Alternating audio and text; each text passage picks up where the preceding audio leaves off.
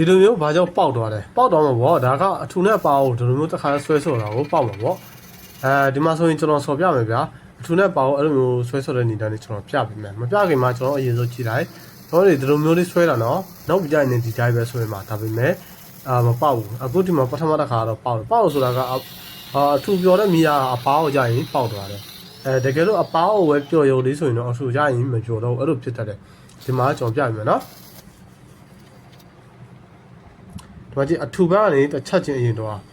အထူဘက်ကနေသွားရမယ်နော်အထူဘက်ကနေယူပြီးတော့အပားဘက်ကိုသွားတာပါတို့အဓိကဝရီဒါအရင်ခံလိုက်တယ်လို့မျိုးပေါ့နော်နောက်ပြီးတော့အထူနဲ့အပားနဲ့ဆော်လို့စီရင်အထူဘက်ကိုအရင်ဆော်ပြီးတော့အပားဘက်ကိုဆွဲသွားတာလေနော်အခုလိုမျိုးတစ်ထပ်ပြီးတော့အပေါ်ကနေခဏကဆွဲတယ်လို့မျိုးဆွဲလို့ရပြီဒါကတော့နော်ဒါပေမဲ့လည်းအရင်မီးရများတော့လည်းမရသေးဘူးဟို